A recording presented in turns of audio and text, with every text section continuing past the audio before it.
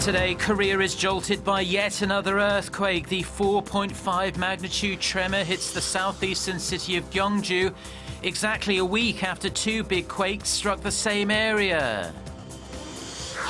Lawmakers are set to quiz government officials at the National Assembly. They have the next 4 days to cover issues including North Korea's threats and earthquake response measures.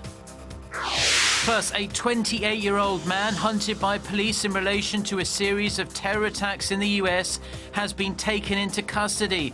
Ahmad Khan Rahami was wanted in connection with bombings in Manhattan and New Jersey. Stay tuned for these stories and more.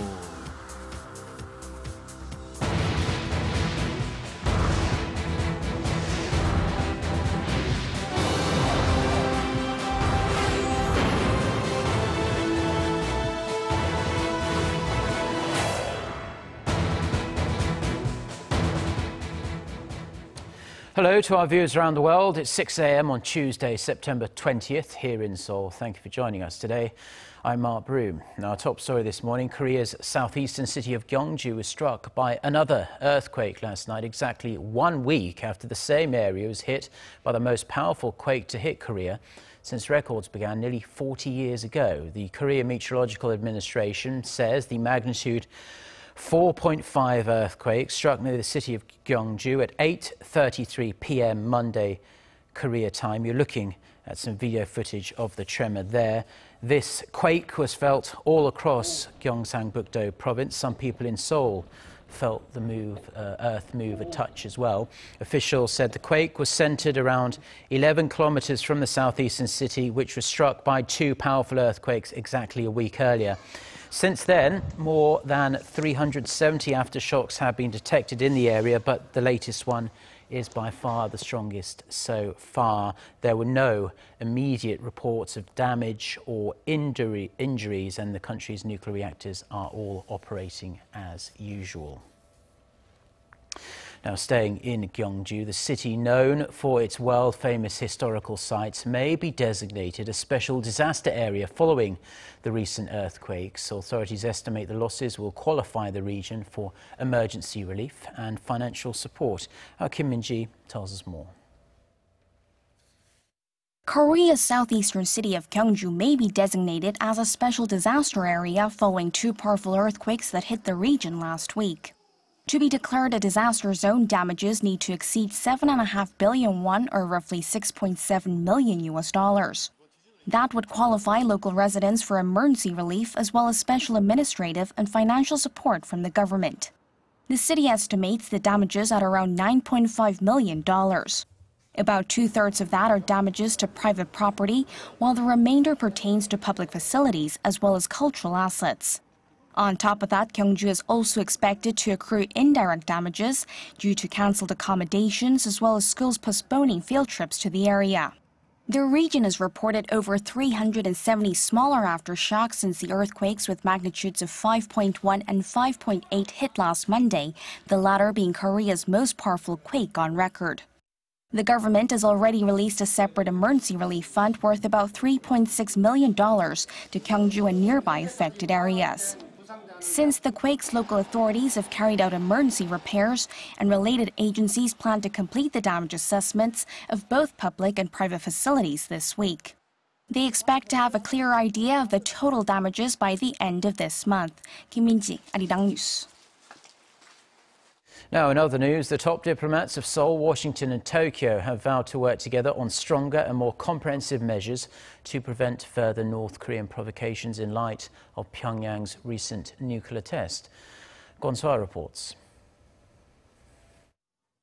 South Korea, the U.S. and Japan issued their first joint statement on North Korea since 2010 after their meeting Sunday on the sidelines of the UN General Assembly in New York.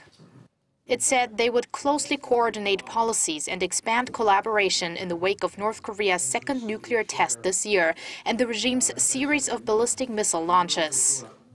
South Korea's Foreign Minister Yoon Byung-se emphasized North Korea's nuclear test on September 9th was the strongest ever conducted by the regime. The recent nuclear test by Pyongyang provided ample proof that its nuclear program has neared the tipping point. Moreover, the test frequency was significantly reduced from 3 years to 8 months. Minister Yoon and his U.S. and Japanese counterparts also agreed to work on ensuring that the international community fully implements existing sanctions. They discussed further unilateral and multilateral methods to deter North Korea's nuclear ambitions, in addition to the UN Security Council's ongoing talks on a new resolution. The international society is required to initiate a different response. The US, South Korea and Japan must be in the driving seat to lead the international debate. U.S. Secretary of State John Kerry once again stated that dialogue with North Korea is only viable under the following premise. That we are prepared to sit down with the DPRK, providing North Korea is prepared to talk with the rest of the world about responsible approaches to the question of nuclear weaponry. Later this week, South Korea's foreign minister is expected to send a strong message to North Korea for his keynote speech at the UN General Assembly, with the North's foreign minister Lee Yong-ho expected to be in attendance. Kwon So-ah, Arirang News. Now, after that meeting, South Korea's foreign minister and his Japanese counterpart sat down for a one-on-one. Aside from North Korea's nuclear programs, the two countries' landmark agreement on Japan's wartime sex slavery was a core topic. Connie Kim has the details. South Korean Foreign Minister Yoon Byung-se and his Japanese counterpart Fumio Kishida have met more than 10 times since taking office, and their bilateral meeting on Sunday ahead of the UN General Assembly in New York is centered on ways to impose heavy sanctions on North Korea in every possible way. Both Yoon and Kishida expressed concern over the North's ever more frequent and threatening provocations in the face of warnings from the international community, which have raised tensions on the Korean peninsula to unprecedented levels. The two agreed to work with the U.S. to seek strong measures to raise the pressure on North Korea, with the support of the international community, including China and Russia. The two ministers also reviewed Seoul and Tokyo's cooperation. South Korea's heads of state and their foreign ministers made swift contact via phone after North Korea's nuclear test earlier this month. And those discussions led to speculation that the Japanese foreign minister may have raised the possibility of reviving a previously abandoned proposal to expand military intelligence sharing to better deal with North Korean threats. Japan's public broadcaster NHK reported that the two ministries saw eye-to-eye in bilateral cooperation in security matters. Regarding Seoul and Tokyo's landmark agreement on the Korean victims of Japan's sexual slavery during World War II, Seoul didn't give specifics, but said it'll thoroughly implement the agreement. Hinting at more regional cooperation, Seoul says the two foreign ministers also briefly discussed plans for the South Korea-China-Japan summit set to be held this year in Tokyo. Connie Kim, Arirang News. Now, national security topped the agenda at the National Assembly on Monday. In light of North Korea's latest provocations, the deployment of the US missile defense system known as THAAD was a hot topic of debate. Our parliamentary correspondent Park Ji-won with the details. The ruling Saenuri Party has once again stressed the necessity of deploying the U.S. missile defense system THAAD to the peninsula to effectively counter the nuclear threats from North Korea. The THAAD deployment is no longer a matter of choice, but a necessity, as it's the country's right to defend itself from North Korean nukes and missiles.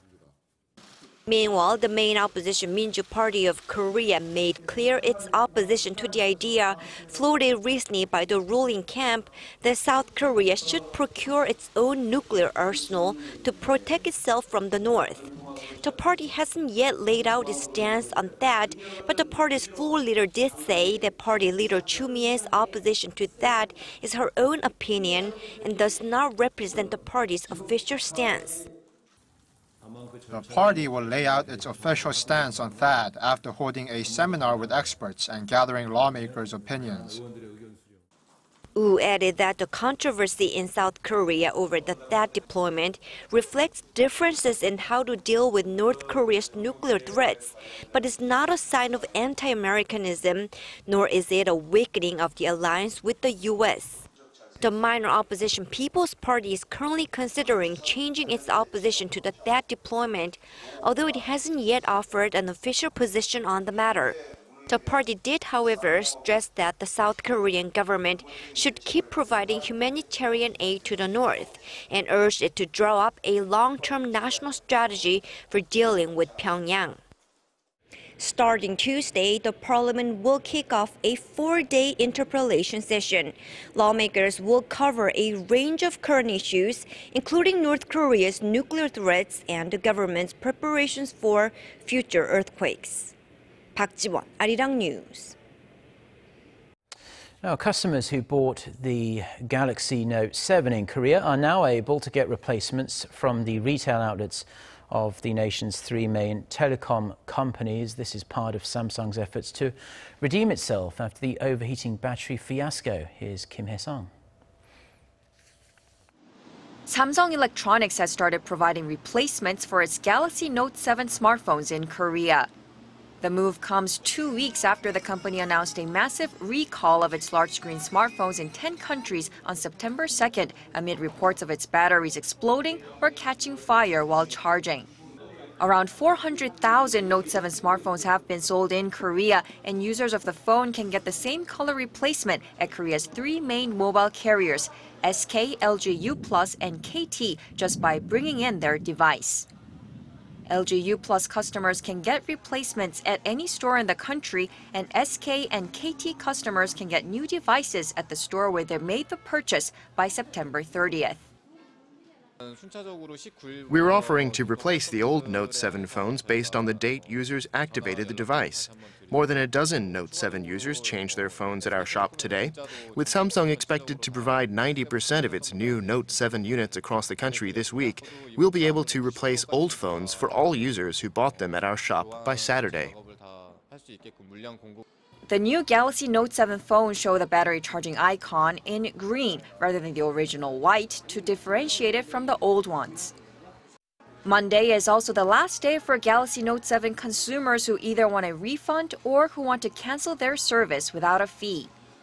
Samsung started the recall process in Singapore on Friday and will start recalling phones in the US on Wednesday.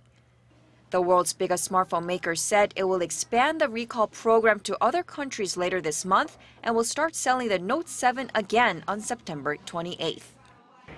But with Apple's new iPhone 7 series a hit with consumers and LG set to unveil its new V20 smartphones, it remains to be seen how Samsung will get itself through the Note 7 crisis. Kim Hae-sung, Arirang News. Prosecutors have questioned the former head of the state-run Korea Development Bank over possible links to corruption. For more on the investigation that revolves around Daewoo, shipbuilding and marine engineering, Shin Se-min reports. The former head of the Korea Development Bank appeared for questioning at the Supreme Prosecutor's office in Seoul on Monday. Kang Man-soo, who is at the center of a high-profile corruption case, is suspected of pressuring Daewoo Shipbuilding and Marine Engineering to invest in a local biotech firm run by an acquaintance.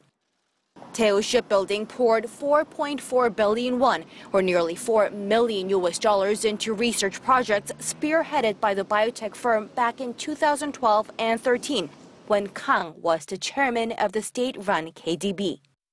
The bank was the financially troubled shipbuilder's main creditor at the time. Those funds dried up when Kang retired in 2013. Prosecutors are also questioning Kang about whether he funneled projects to construction firms owned by his relatives while in office.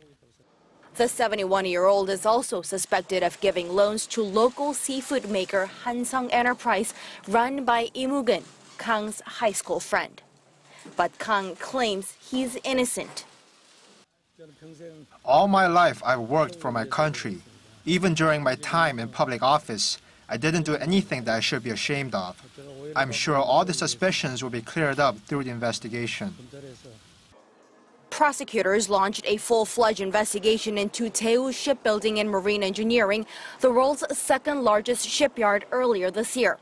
They summoned the company's chief financial officer on allegations of accounting fraud last month, and several other company executives have been indicted on corruption charges.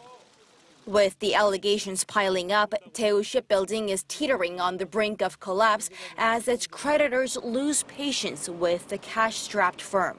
Shin Se-min, Arirang News.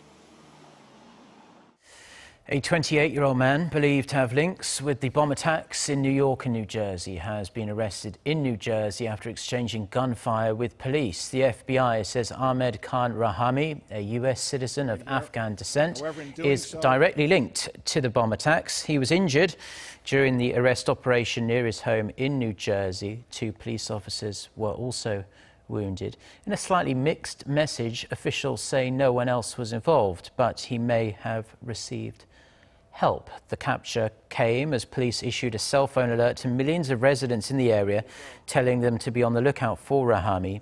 Officials identified him through surveillance video footage planting bombs in Chelsea, in Manhattan, both the device that exploded on 23rd Street and another that did not detonate a few blocks away. His fingerprints were also found on one of the pressure cooker bombs found in Manhattan.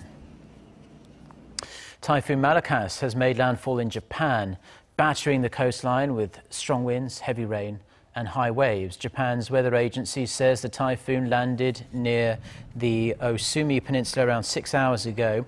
Maximum estimated sustained winds were about 185 kilometers an hour near the time of landfall. Warnings for this damaging wind potential, heavy rain and flooding potential have been issued. Up to 300 millimeters of rain is expected to lash parts of Japan as the typhoon moves across the country, which may result in flooding and landslides as well. Dozens of flights have been cancelled and around 7,000 homes have suffered power blackouts.